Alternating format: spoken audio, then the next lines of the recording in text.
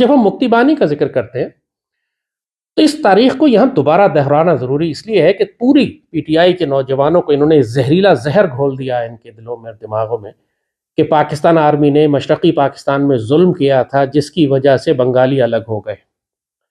اس سے بڑا تاریخی جھوٹ ممکن نہیں ہے. یہ شرمناک بھی ہے، بے شرم، ایبسولوٹ بے شرمی کی حد تک، بغیرتی کی حد تک، اگنورنس، جہالت کی اخیر ہے. یہ ہر کوئی شخص جو بیسک تاریخ جانتا ہے وہ یہ جانتا ہے کہ شیخ مجیب الرحمان 1948 سے پاکستان توڑنے کی سازش کر رہا تھا. یہ اس نے بی بی سی کو باقاعدہ اپنے انٹرویو میں یہ بات کہی، ڈاکومنٹڈ بات ہے، میں اپنی طرف سے نہیں بنا رہا. اور 1948 سے مسلسل وہ کوشش کر رہا تھا مشرقی پاکستان توڑنے کی. 1960s میں جا کے اس کو اتنی طاقت ملی کہ اس نے انڈیا کے ساتھ مل کر اگرتلا سازش بنائی. اگرتلا انڈیا کی ایک ریاست کے اندر ایک شہر ہے جہاں پہ جا کے پلان کیا گیا کہ ہم پاکستان کو توڑیں گے، مشرقی پاکستان کو. اس کے لیے دہشت گرد گروہ بنائے جائیں گے اور اس کے لیے شیخ مجیب کو پوری مدد فراہم کی جائے گی. اس کو اگرتلا سازش کہتے ہیں.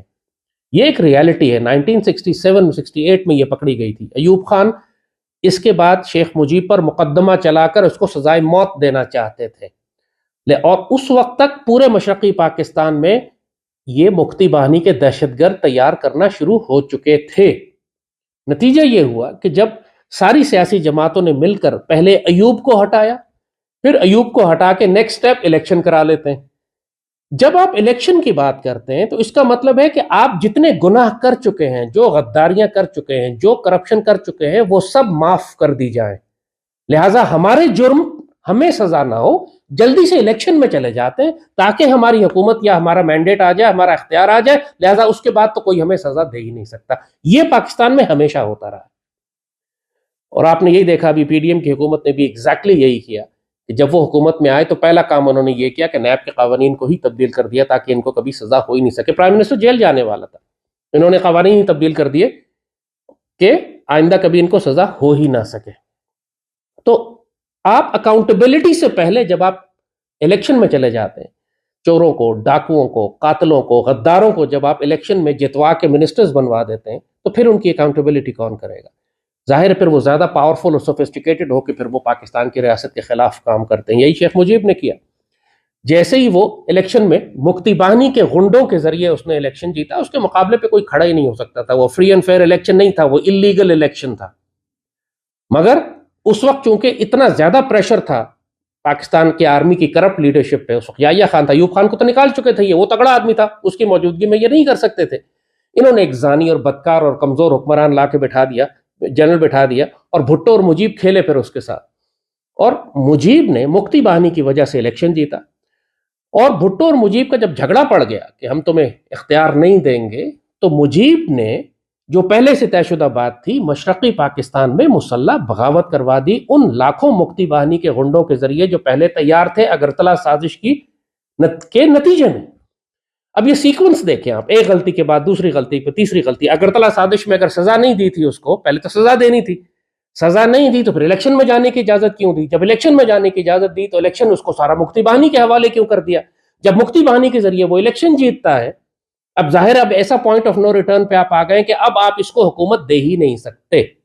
حکومت دیتے ہیں تو کیا ہوتا ہے؟ یہ ایسے ہی ہے کہ جیسے آپ اندرا گاندھی کو پاکستان کی حکومت دے دیں، کیونکہ مجیب تو اندرا گاندھی کا آدمی تھا. دوسری جانب بھٹو کسی صورت میں تیار نہیں تھا کہ مجیب کو حکومت دے. اس نے یہ کہا کہ جو جائے گا مشرقی پاکستان میں اس کی ٹانگیں توڑ دوں گا. اس کو وہ اپنا پرائم منسٹر بننا چاہتا تھا، وہ کیوں اپوزیشن میں بیٹھے جب شیخ مجیب پرائم منسٹر ہو؟ تو پاکستان توڑنے کے لیے ان دونوں پولیٹیشینز نے اپنا اتنا حصہ پوری طرح ڈالا. یحییٰ وہ جسٹ اے یوزفل ایڈیٹ جس کو استعمال کیا گیا، زانی، شرابی، بدکار، کمزور سپہ سالار، جس کے ذریعے انہوں نے یہ سارا ڈرامہ کروایا. 15 مارچ کو 1971 15 مارچ کو مکتی باہنی نے پورے مشرقی پاکستان میں قتل عام کا آغاز کیا. مجیب نے بغاوت کا اعلان کیا، اور 15 مارچ سے لے کر 25 مارچ تک 10 دن تک پورے مشرقی پاکستان میں 5 لاکھ پاکستانی ذبح کیے جا چکے تھے. آپ اب اس چیز کو اندازہ کریں، جنریشن کو 50 سال اس بات کو ہو چکے ہیں، لہذا ان جنریشن کو پتہ ہی نہیں کہ وہاں ہوا کیا تھا. 5 لاکھ پاکستان پورے شہروں کو جلا دیا، گھروں سے نکال کے ذبح کیے. کس طریقے سے ذبح کیا؟ عورتوں کی بے حرمتی کی، چھوٹے چھوٹے بچوں کو تلواروں سے کاٹا. ایسا ظلم ہوا کہ آپ سوچ نہیں سکتے. اور وہ کہیں ڈاکومنٹڈ نہیں تھا سوائے قطب الدین عزیز پاکستان کے ایک سفارتکار تھے، بہت ہی ریسپیکٹفل اولڈ مین، انہوں نے کتاب لکھی بلڈ اینڈ ٹیئرز. وہ کتاب ایک کاپی پاکستان میں باقی بچی تھی اس کی، وہ ہم لوگوں نے براس ٹیکس نے پھر اس کو اسکین کر کے ہم نے نیٹ پہ ڈالا، وہ آپ کو گوگل پہ مل جائے گی. بلڈ اینڈ ٹیئرز پڑھیے، ایسٹ پاکستان کے ایک ایک گاؤں کا آئی وٹنس اکاؤنٹ ہے کہ وہاں مکتی بانی نے کیسے سلاٹر کیا، کس طرح بے حرمتی کی عورتوں کی، کیسے قتل کیا. یہ جو بنگال میں آج دکھاتے ہیں نا کہ پاکستان آرمی نے عورتیں بے حرمتی کی اور پاکستان آرمی نے لوگ قتل کیے، یہ سب اصل میں مکتی بانی کے مارے ہوئے لوگ ہیں. وہ عورتیں ساری مکتی بانی کی بے حرمتی کی ہوئی ہیں جن کو وہ پاکستان آرمی کی طرف منسوب کرتے ہیں. جس طرح 50 سال یہ نیریٹو چلتا رہا کہ 92,000 پاکستانی سولجرز نے آفیسرز نے ہتھیار ڈالے، جبکہ 34,000 تھے. 2 نسلیں بڑی ہو گئیں اس جھوٹ پہ کہ 94,000 تھے. اسی طرح مکتی بانی کے قتل عام کا معاملہ بھی 15 مارچ سے 25 مارچ تک پاکستان آرمی وہاں ایسٹ پاکستان میں تھی نہیں. کیوں نہیں تھی؟ اس لیے کہ جو بنگال ریجمنٹس تھیں، ہماری میجورٹی وہاں بنگالیز کی تھی، East Bengal Regiment, East Pakistan Rifles, وہ ساری کی ساری بھی باغی ہو کے مکتی بانی سے مل گئی تھی جا کے. یعنی پاکستان آرمی کی ویسے ہی تعداد وہاں 30-34 ہزار تھی، اس میں سے تقریباً 20-22 ہزار بغاوت کر کے الگ ہو گئے تھے. تو پورے مشرقی پاکستان میں پاکستان آرمی کی تعداد صرف 9,000 تھی. بٹوین مارچ 15 to مارچ 25، 10 دن کا جو پیریڈ ہے، اس میں پورے مشرقی پاکستان میں حکومت پاکستان اور پاکستان کی فوج اور پولیس نہیں تھی. اور جو سلاٹر ہو رہا تھا، جو قتل عام تھا پورے مشرقی پاکستان میں، ناقابل یقین ہے. آپ لوگ سوچ نہیں سکتے، وجود کے رونگٹے کھڑے ہو جائیں آپ کے اگر آپ بلڈ اینڈ ٹیئرز پڑھیں. میں نوجوان تھا جب میں نے وہ کتاب پڑھی تھی، ٹین ایجر تھا جب مجھے وہ کتاب 70s میں میرے ہاتھ لگی تھی کہ کس طرح مکتی بانی ان کو ذبح کر رہی تھی اور کوئی بچانے والا نہیں تھا ان کو، اور یہ الزام سارا پاکستان آرمی پہ لگاتے. 25 مارچ تک مغربی پاکستان سے کوئی 15-20 ہزار 22 ہزار فوجی اور بھیجے گئے، تو پھر ہماری تعداد دوبارہ کوئی 30-35 ہزار ہو گئی. انہوں نے پھر آنے کے بعد آپریشن سرچ لائٹ شروع کیا، جس کا ہمیشہ عمران الزام لگاتا ہے کہ جی دیکھیں آپریشن سرچ لائٹ شروع کر دیا اور بنگال میں سارے لوگ مار دیے. آدھی کہانی سنا کر وہ بھی بے شرمی اور جھوٹ کے ساتھ اپنی قوم کو گمراہ کرنا اور یہ کہنا کہ جناب میرے ساتھ بھی شیخ مجیب جیسا سلوک کیا جا رہا ہے. کوئی ریلیشن شپ نہیں ہے عمران کا اور شیخ مجیب کا، اور آرمی نے کوئی ظلم وہاں پہ نہیں کیا تھا. آپریشن مکتی بانی کے خلاف تھا.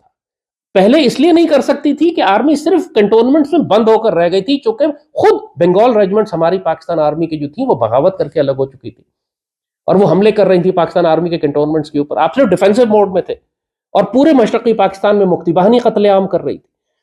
تو آپریشن سرچ لائٹ مکتی بانی کے خلاف شروع ہوا تھا. اگلے 6-8 مہینے تک، مارچ سے لے کے نومبر تک، صرف لڑائی مکتی بانی اور ان کی صفوں میں جو انڈین آرمی کے گریلے تھے یا انڈین آرمی ٹروپس تھے ان کے ساتھ جنگ ہو رہی تھی. پاکستان آرمی پاگل تو نہیں ہے کہ بنگالیوں کو مار رہی تھی، اپنے لوگوں کو کیوں مارے گی؟ پاکستان آرمی کب اپنے لوگوں کو مارتی ہے؟ آپ نے دیکھا ہے پچھلے 20 سال سے جنگ ہو رہی ہے. کولیٹرل ڈیمیج ہو سکتا ہے، یس، کہ جو آپ کا ٹی ٹی پی کے ساتھ لڑائی ہو رہی ہے، آپ کی وہ شہروں میں چھپے ہوئے ہیں لڑائی ہو رہی ہے، اس پہ کچھ گھر تباہ ہو گئے جیسے سوات میں ہوا، وزیرستان میں ہوا، مگر آرمی کی انٹینشن کبھی بھی اپنے لوگوں کو مارنے کی تو نہیں ہوتی. اور دوسرا، پاکستان آرمی کا یہ کلچر ہی نہیں ہے کہ یہ عورتوں کی بے حرمتی کرے. ناممکن بات ہے، ہو سکتا نہیں کبھی. پچھلے 20 سال سے پورے علاقے میں جنگ ہو رہی ہے پاکستان کے اندر، آپ نے کبھی کہیں دیکھا ہے کوئی پاسبلٹی پوری پاکستان کی تاریخ میں کبھی کوئی پاسبلٹی کہ پاکستان آرمی کے آفسرز و جوان اکٹھے ہوئے اور انہوں نے عورتوں کی بے حرمتی کی ہو؟ یہ ہمارا کلچر نہیں ہے، ہم کر نہیں سکتے ایسا. ہمارے سارے مسلمان فوجی اور افسر ہیں. یہ انڈین آرمی کا کلچر ہے، وہ کمینے ہندو کرتا ہے اس طرح. وہ امریکن آرمی کا کلچر ہے، وہ کافر آرمی کا کلچر ہے کہ عورتوں کی بے حرمتی کرتے ہیں. جاپنیز آرمی جب گئی تھی چائنا میں تو اس نے ساری چائنیز عورتوں کی بے حرمتی کی تھی. رشین جب جرمنی میں داخل ہوئے تھے سیکنڈ ورلڈ وار میں، پورے جرمنی کی عورتوں کی انہوں نے بے حرمتی کی تھی. یہ ان کا کلچر ہے، ہماری آرمی نہیں کر سکتی. آپ لوگوں کو اس قسم کے جھوٹے پروپیگنڈا پہ یقین کرتے ہوئے شرم آنی چاہیے. آپ جانتے نہیں اپنی فوج کو، آپ کی فوج کیا کر سکتی ہے اور کیا نہیں کر سکتی. تو یہ جو مشرقی اس وقت عمران جو اپنے آپ کو ریلیٹ کر رہا ہے شیخ مجیب کے ساتھ، یہ کہہ رہا ہے میرے ساتھ وہی سلوک کیا جا رہا ہے کہ جو شیخ مجیب کے ساتھ کیا گیا تھا، کیسے ممکن ہے؟ کس قسم کا یہ جھوٹا نیریٹو اپنے آپ کو پولیٹیکلی گین کرنے کے لیے بلڈ کر رہے ہو، پوری قوم کے ذہنوں میں زہر گھول رہے ہو. تم 4 سال ملک کے وزیر اعظم رہے ہو، ملک کا صدر تمہارا ہے، 4 صوبوں میں تمہاری حکومت تھی، تمہیں شیخ مجیب سے کیا کمپیریزن ہے؟